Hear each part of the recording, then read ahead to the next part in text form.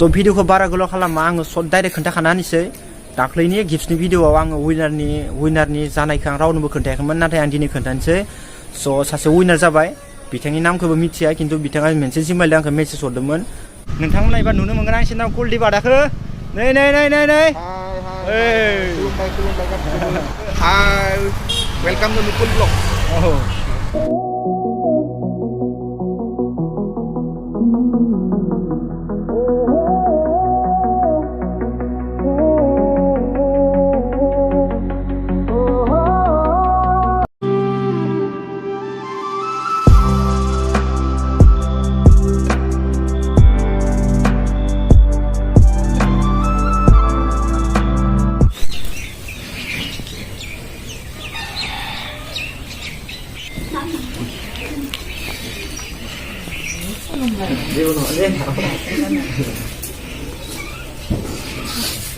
Mày lagi fwrkw? Ang second year na ako.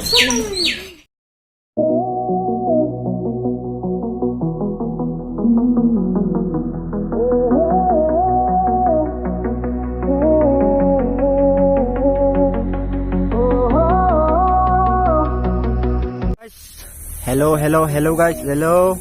नोंथांमोनखौ आंनि चेनेलाव गासैखौबो बरनाय जाबाय दे गाइस गासैखौबो बरनाय जाबाय दे गाइस तो फ्रेंड्स माने आङो दा माने ब्रलानिफ्राय आङो फैबाय ओमफ्राय दा नैबेखिनि जायगानि नामखौ मा नाम होनो आंबो मिथिया दे गाइस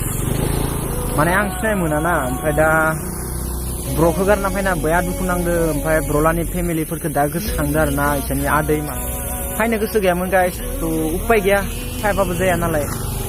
ओमफ्राय दा माथिंगालि थांगोन माने आङो नैखिनि गासैनि जायगानि नामखौ मिथिया खिन्थु लामाखौल' सिनाय मोनो आं इखिनि जायगाखौ मा होनो ओमफ्राय इखिनि जायगाखौ मा होनो बेखौ मिथिया दे खिन्थु आं नामखौल' सिनाय मोनो ओमफ्राय दा जिखुनु जाया आङो सिमला जानानै ओंखारहैगोन ओमफ्राय आङो मुसुगु जानानै डाइरेक्ट रङिया जानानै तामुलपुरथिं ओंखारनो सानदों ओमफ्राय दाख्लै आं पाठशालाथिंसो फैदोंमोन ओंखायनो बहुत उतकिया जादों ना जायगाया आंनिया फैनाया बहुत उतकिया जादों ओंखायनो गारना फैनाय एग्जाम थादों माबा मोनसे ओमफ्राय आदै खुलुमनानै फैबाय ओमफ्राय गोसोखौ बाय मोजां नांबाय आरो आङो बेनिखायनो बाय गोसोखौ स्रां मोनदो ओमफ्राय दा गाइस जियानो जाया मानो नोंथांमोना आंनि थांनायखौ नोंथांमोना नायलांबाय थादो अके दे होमबालाय नोंनि दाखा जोमै बादि गोसोम खानाया नायहांनाया हेलो गाइस हेलो तो गाइस आङो दा पाठशाला ओमफ्राय सिमला बेफोरखौ गासैखौबो बारनानै आं दा नै रोङियाव दङ मानो होनबा आङो बहुत खस्थ' मोननायखाय आङो देहाखौ दुरबल मोनबाय थानायखाय आङो दानो भिडिअ लाबोआखैमोन आरोना आङो रोङियाव कुलदीप आदाखौ नेबाय थादो ओमफ्राय आदाया दा बरमानिफ्राय फैबाय थादो हेलो तो गाइस आङो दा नै रोङियाव मोनफैबायमोन नालाय ओमफ्राय आङो कुलदीप आदाखौ नेदोंमोन नालाय दसे टाइम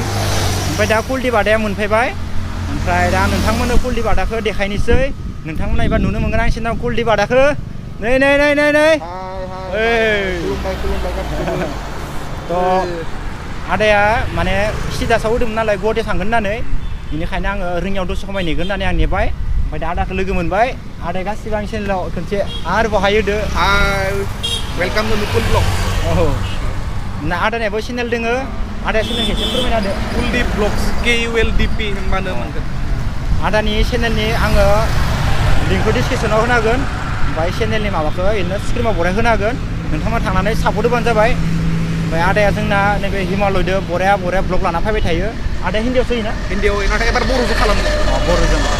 माने आदाया गोजान थांबाय थायो नालाय ओंखायनो हिन्दीदो ब्लग होयोमोन इबाना बर'दो आदाया ब्लग होगोन नोंथांमोना बराया नुनो मोनगोन ब्लगखौ हिमालयादो B6 मोना हिमालया बराय जायो दे ओमफ्राय आं दिनै बहुत मोजां नांबाय दे आदाखौ लोगो हमगोन होननानै आं सानबाय थाखादोंमोन दिनै रोङियाव लोगो हमनानै बहुत मोजां नांदों आदाया मोजां नांदोंबा मोजां मोनदों आं दहायनिफ्राय नेगासिनोमोन बेखौ मैयानिफ्रायनो कल खालामदों आरो ना बरमायाव लोगो हम होननानै गोबां दा गुवाहाटि थांगासिनो आरो ना आंना कलेजआ माने मास्टार डिग्रि मोनबाय आङो कटन कलेजाव गुवाहाटियाव बेनिखायनो दा मुकुल ब्लगखौ लोगो हमनो थाखाय नेगासिनोमोन आंबो बेबो नेगासिनोमोन आंबो लोगो मोनलायबाय बर'इपि जादों ओंखायनो दा गासिबो सापर्ट होबानो जाबाय अननानै गाइस आदायाबो बया खस्थ' खालामो बराया ब्लग होबाय थागोन आदाया बर'दोनो होबाय थागोन ना बर'जों होनसै एबार टेनसन गैला आरो एबार नोंथांमोनाबो नुनो मोनसिगोन बिन्दासनो आं माने साननैसो हिन्दीयाव मानो होदोंमोन जाहाथे जोंनि बाक्सा जिहेतु जोंनि बेखौ हिन्दीफोरा बाहेरनिफोरा जाहाथे मिन्थियो होननानै जायगा दङ होननानै ओंखायनो हिन्दीसो खालामदोंमोन नाथाय एबार गोजानाव थांगोन स' आं बर'जों खालामगोन नोंथांनि थाखाय मोजां दे होमबा नोंथांमोना खालि सापर्ट होबानो जाबाय दे होमबा दिनै भिडिअखौ फोजोबथ'नोसै गाइस दे होमबा न बाय बाय हेल' गाइस हेल' थ' गाइस माने बिराद सान्दुं दे गाइस बिराद सान्दुं होमबाबो आं भिडिअखौ बनायबाय थ' फाइनालि आङो दा न'आव मोनफैबाय ओमफ्राय दा आङो जोंनि सकनि खाथियावनो दङ आरो ना जोंनि दारखुसि सकनि खाथियावनो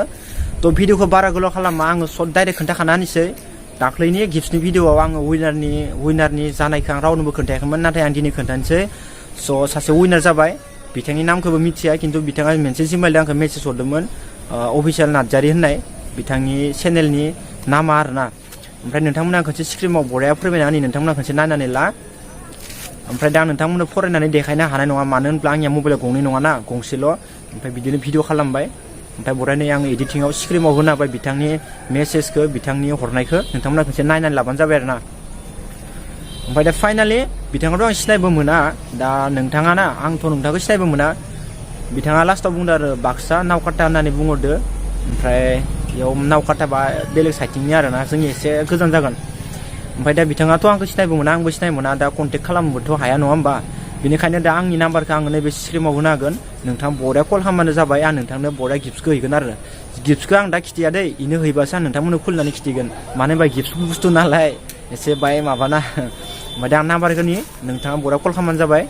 8099284515 नोंथाङा बे नाम्बाराव थाबैनो कल खालाम बराया आं गिफ्टखौ नोंथांनो हैगोन नोंथाङा टेनसन खालामनाङा होनसै दाथ' नोंथांमोना मिथिबाय सोर गिफ्टखौ मोन्दों मोनाखै नङा होमबा गाइस